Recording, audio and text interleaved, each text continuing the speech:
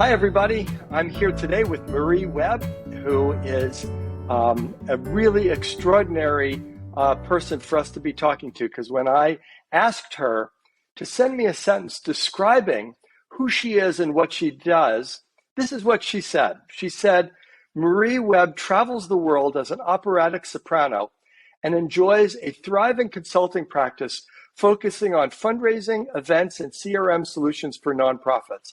I can't think of a more succinct and descriptive background for us to dive in and really understand, well, how did that all actually happen? So welcome and thanks for being here. Thank you so much for having me. So I wonder, perhaps we should. So, shall I get started with a little background on how that all Yeah, why, happened? why, why don't you? Let's talk a little bit about the artistic journey. Like you started out thinking you were wanting to be a performing artist. Take us back to the beginning and give us some background.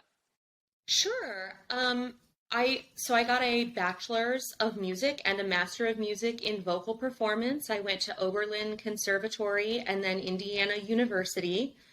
Um, right back to back, which I think that's something sort of unique to the performing arts, that many of us go to undergrad and then we do grad school. So then there we are in our early to mid 20s, having never done anything but go to Right. school. And when I was finishing my master's degree, part of what I did at Indiana University was that my assistantship, which was my scholarship there, involved me working as the assistant in Sylvia McNair's opera workshop Wow. course. So I was basically having my first job as an arts administrator. And I really, really enjoyed it, and I was good at it. And when I was done with grad school, there are a handful of full year apprenticeship programs for opera singers in America. And I don't know, 1,500 sopranos apply for them, and a handful of them get Yeah. one. And I didn't.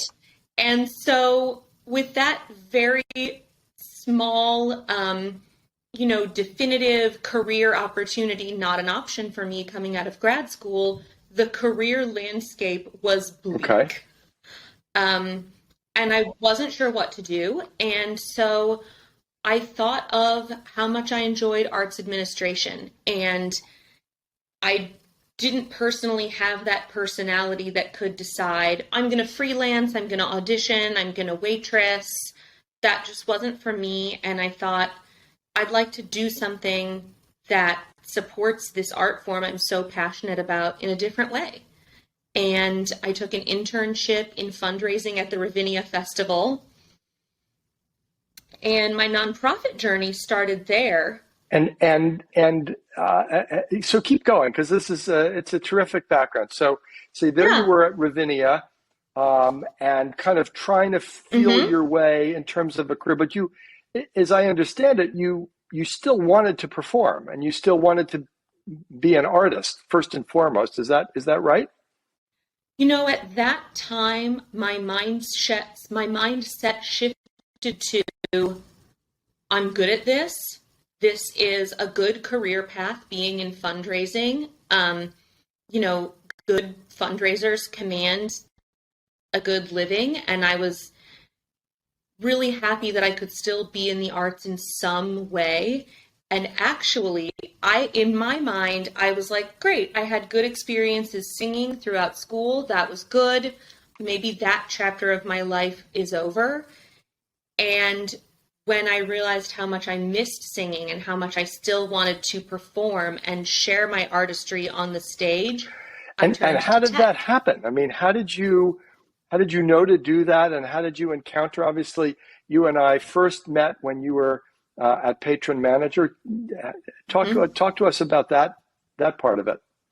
Yes. So I knew that I wanted to leave my full-time in-office fundraising job because singing and being in an office from 9 to 5 for me Okay. were becoming incompatible. And I was going through this really stressful process of running all around New York City and trying to work for the nonprofit where I worked and do a show with one of the many excellent mid-level companies in New York City. And two of the people playing in the orchestra of that show worked for Patron Manager. And I basically, as we were all chatting, I was like, okay, it's 2:00 on a Tuesday. You two are here. You haven't taken a day of PTO to do it. Tell me your secret. How does that work? So, which is that's part of what we're trying to, help people understand, is that you can have your cake and eat it too. But I want to ask you, it's one thing to work with Sylvia McNair and to do a fundraising internship, but was there anything about getting involved in tech that scared you, or worried you? Were you somebody who was a math major in high school or whatever? How did that, yeah. So talk to us about that. When I started working for Sylvia McNair, I didn't understand an Excel spreadsheet. I called a friend and said, I don't get it. Where does it end? So no, I was not a math major. In all of my nonprofit work, the technology we used, and I can mention exactly what it was if you like, was this huge point of like, only this person knows how to use our technology system. It's a mystery, don't touch it. Or it was like, we pay all this money for this technology, no one understands it, we keep all of our information on a spreadsheet because like somehow the technology screws it up. Got and it. We just enter things in there. How did you find, when you encountered getting involved in tech, how was the learning process? Did you feel like it was something that you were able to grasp, with the background that you had? How did that feel to you? Okay. It was a challenge. At the last job that I had before coming to Patron Manager, I appointed myself the person who took on these challenges with our CRM system and just got to the bottom of it and figured it out. So I knew I could do it, especially with a little bit of training. And because I started out working with the team that worked with the new clients of Patron Manager, I felt that I was buoyed by my success in connecting with those folks because I had literally been exactly in their shoes. Feeling overwhelmed, feeling, I was the person to come to if we were working with a box office manager, say, who was great at their specific job, but was confused by needing to click on a link. Like, that was my specialty of being able to really zoom out and start at the beginning, because that's what I had done.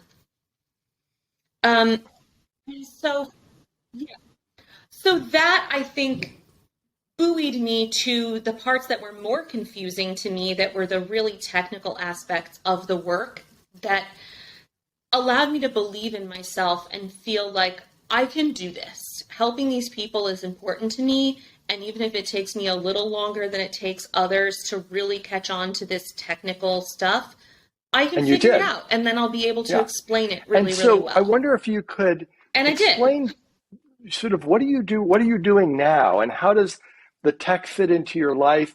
What do you do in a given day or in a given week? And then secondarily and simultaneously, how does your art fit into that mixture as well?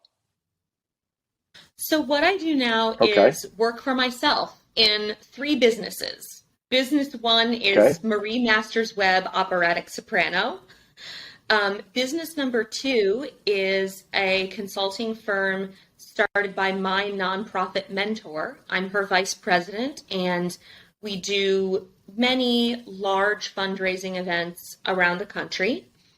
And I use my background in fundraising and event planning there, but it's also a boon that I can bring to any client we work with, my expertise in using their database system, whatever it may be.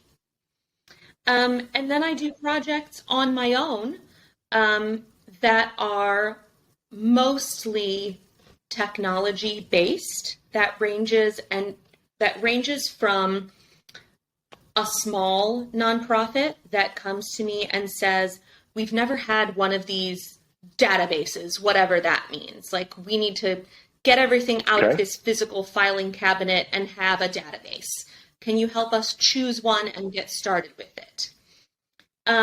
It also ranges to helping a large national nonprofit with a very specific Salesforce related challenge. And so that was an almost year-long project for me. And then I also do a lot of training. I will, for clients who are using a new CRM technology for the first time, or who are onboarding new staff who need training. And that's mostly you said Salesforce. At the beginning, you travel the world. So give us a flavor for sort of where do you go and how do you keep your business going at the same time? I think this seems like the holy grail for a lot of people. Well, I don't know if I want to oversell it that much, but I am incredibly lucky, and I spent a lot of years feeling like I would never figure any of these aspects of my life out to my satisfaction, and in fact feeling that one part of my life had to be secret from the other, but they have been coming together well, and I think they come together better and better the more honest I am with everyone in every part of my life and with myself. So when you wrote to me about doing this interview, I was in Tel Aviv, Israel, singing with Summer Opera Tel Aviv and giving concerts all over that city, which was incredible. But that's a 7-hour time difference from New York City and 10 hours different from Seattle. And I was working with clients in both places, so I had to be incredibly honest about my availability and what the time zones were going to mean for everyone. Yeah. And it worked out beautifully. I think, sometimes I missed out on other singers would go for pizza and a beer or shawarma and a beer, and I would have to go home and do a little bit of work. And also, in fairness, you're getting paid trade-off to do that, which supports your lifestyle. That the missing out on the shawarma is the thing that gets you to be in Tel Aviv in the first place. So a lot of people that we talk to are very much like you were when you were getting out of grad school. They've been essentially in a program, whether it's a practice room or if they've been really focused on the arts. Now they find themselves in their, let's say, mid-20s, unsure about how to make ends meet and unsure about how to proceed. So I wonder if you, what would you say if you were standing talking with such a person? What kind of advice, now that you've been in this for a while, what kind of advice would you give? Well, I think I was finishing grad school feeling that, and also experiencing a pressure within my social, societal circle, that unless you come right out of grad school with one of these coveted positions, that's failure and that's shameful. And I think everyone's plan was that one of those things would make their career, someone else would sort of do it for you. I don't know how I'm going to have a career in the arts, but XYZ person is going to discover me, and then they'll just do it. And all I'll have to do is sing. And I think no matter how much of a golden path to stardom is laid before you, no one is going to make your career or your life for you. You're going to have to decide what you want it to look like, and you have to do it. And if that means you pursue a different way of being in the arts for a period of time, great. If that means you have this flexible income stream that allows you to do what I was a little too scared to do and take another year or 2 years of auditioning. And, while your friends are like working at the Genius Bar at the Apple Store or serving drinks, which is really hard for a singer because you're screaming over music, that you can be a little more flexible and have some other skills that you can use to, I think it's underselling how much I love my work in nonprofit and tech to say it supports my art. It gives me a balance that I value enormously. And so what I would say to people who were where I was when I was 23 is that you're the person who has to experience your life.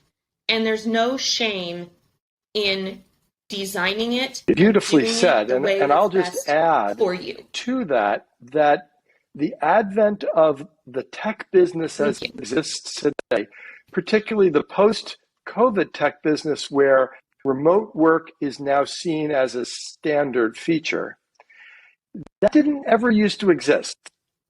And so the opportunities for artists who want to build what I will call a hybrid career, where they can have both, exists in a way today that never ever existed before. And I know very much, I'm glad you brought up this idea of shame. In fact, I like to think of it as 2 + 2 could equal 5. That you can have the one and you can have the other all at once. And I agree with you. I mean, as you know, I came out of a music conservatory playing cello, and a lot of the goals of musicians is go get a job in an orchestra. And to me, I wasn't all that excited about doing auditions and then getting a job in whatever city I happened to get a job in. It just seemed like I didn't want to do that. So I pursued other things as well. And I've, like you, I've managed to keep music as a very important part of my life. But the tech world, and the reason that I'm so enthusiastic about what we're doing is that there's never been more opportunities for artists to live a life that is both and. That you can have a career as an artist. Now, it might not be that career that you talked about where all you do is think about music from 9 a.m. in the morning until midnight, the way that you did in a music conservatory. Actually, life exists. You have to make things work. But it doesn't mean that you have to walk away and say, oh, that thing, that utopia that they told me didn't happen, and therefore I'm out of it entirely. No. There's a way to combine it. And that brings us back to the very beginning of our conversation where as a career, you travel the world as an operatic soprano, and you've got a thriving consulting practice, working with nonprofits and helping technology. And really, you embody the very thing that we're aiming to do here, which is to make this kind of career commonplace, to make it easier for people to get there, to create a community of artists that are in tech to support each other and help each other get jobs. So that's really what this is all about, and why I was so eager to talk with you. So I guess I would like to say, if you have any final thoughts before we quit, but this has been super interesting. Thank you. I guess my sales pitch is that I want to end with that musicians make outstanding remote tech workers because we're used to working independently to meet goals. We are given a goal of get on stage and know this role, and we have to set our own milestones to get there. So by the time you get out of school, you pretty much have a track record of I can work remotely and independently to meet goals. And we are also trained to be lifelong students while becoming lifelong experts. You're always going to continue to work on your craft as a musician. There's always new releases in Salesforce that you need to study and practice.